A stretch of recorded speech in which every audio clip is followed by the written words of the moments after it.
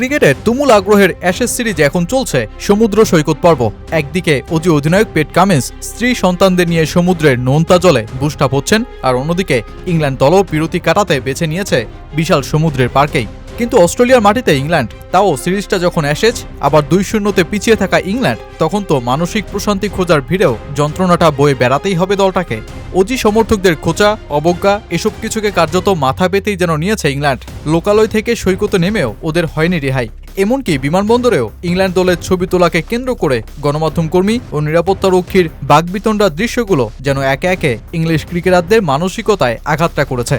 ওই যে কথায় আছে, প্রতিপক্ষ ইংল্যান্ডকে ঘুরিয়ে দিতেই যেখানে সর্ব আনন্দ খুঁজে পায় অস্ট্রেলিয়ানরা, সেই অবস্থায় পেট কামিন্স আর নাথান লিওনের ফেরার ম্যাচে অ্যাডিলেডে কি চমকটা দেখাতে পারবে বেন স্টোকসরা, নাকি আসবে ফের বিপর্যয়? টানা 2 ম্যাচে 8 উইকেটে টেস্ট হারা ইংল্যান্ড দল এই ব্যর্থতার স্মৃতিগুলোকে সমুদ্রের পানিতে ভাসিয়ে মস্তিষ্ককে তরতাজা করার উদ্দেশ্যে গত 3 দিন আগে যায় সমুদ্রবর্তী শহর নুসায়। ছোট শহর, একটা মাত্র রাস্তা, আর ইংল্যান্ড কোচ ব্র্যান্ডন ম্যাককালামের প্রিয় জায়গা, কারণ এই সাবেক কিউই স্ত্রীর জন্মস্থানটা অস্ট্রেলিয়া। তাই নুসায় আসা ইংল্যান্ড দল যে লোকচক্ষুর আড়ালে থাকছে না, সেটা বেন স্টোকসরা ভালোভাবেই জানত, আর হলোও তাই। সমুদ্র সৈকতে স্থানীয়দের সাথে উপভোগ করলেন ঢেউ, তুললেন ছবি, মাতলেন আনন্দে, আর এসবের মধ্যেই সকল আলোচনা মোড় নিল ভিন্ন এক পথে। শহরটি স্থানীয় 2 রেডিও উপস্থাপক সাদা ক্রিকেট পোশাকে হাতে প্ল্যাকার্ড নিয়ে ইংলিশ খেলোয়াড়দের সাথে এসে দাঁড়ান। তাদের প্ল্যাকার্ডে লেখা বিক্রয়যোগ্য নৈতিক বিজয়, আরেকটিতে লেখা বাসবল অনুসারীদের জন্য গোপন পরিচয়, বিনামূল্যের কাউন্সেলিং।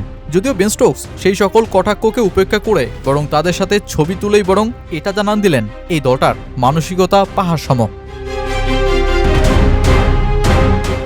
ক্রিকেট কোনো চাকুরি নয়, এটা একটা খেলা। সাধারণত চাকুরি কিংবা স্বাভাবিক কাজে ভুল হলে, ব্যর্থতা আসলে বিশ্রাম নেওয়া প্রয়োজন। তবে ক্রিকেটে ব্যর্থতা মানেই আরও বেশি পরিশ্রম, সেই ব্যর্থতার রাস্তা খোঁজা লক্ষ্যে। বেন স্টোকসদের অনুশীলন, প্রস্তুতি, অস্ট্রেলিয়ার বিপক্ষে লড়ার কৌশল নিয়ে বেশ সমালোচনা চলছে ব্রিটিশদের মধ্যে।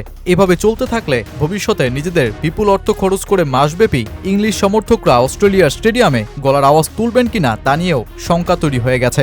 কারণ সর্বশেষ 3 অ্যাশেজ সফরে ইংল্যান্ড 5-0 ও 2 বার 4-0 ব্যবধানে হেরেছে। আর এই সকল চাপ গিয়ে পড়েছে বেন স্টোকস বাহিনীর ওপর, কারণ এবারও তারা সেই পথেই এগোচ্ছে। তার ওপর মিডিয়া চাপ তো আছেই। এবার তো ব্রিসবেন বিমানবন্দরে নামতেই ফের শিরোনাম দলটা। ওজি গণমাধ্যম চ্যানেল 7-এর এক সাংবাদিক ইংলিশদের ছবি তুলতে গেলে ইংল্যান্ড দলের দায়িত্বে থাকা নিরাপত্তা কর্মী সেই সংবাদকর্মীকে ধাক্কা দিয়ে সরিয়ে দেন, আর এরপরই চ্যানেলটির কর্তৃপক্ষ ইঙ্গিত দেন এই বিষয়টির তারা শেষ দেখতে চান।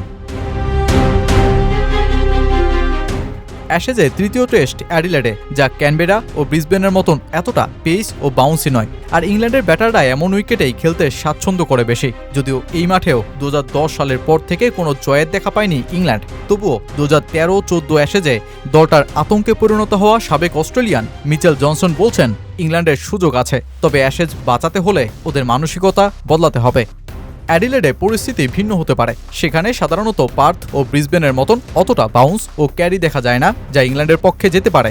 স্পিনও সেখানে বড় ভূমিকা নেবে। অস্ট্রেলিয়া নিঃসন্দেহে খুব শক্ত অবস্থানে আছে, কিন্তু তারা আত্মতুষ্ট হবে না। এই সিরিজটা 2013-14 সালের মতন মনে হচ্ছে না, যখন অস্ট্রেলিয়া 5-0 ব্যবধানে জিতেছিল।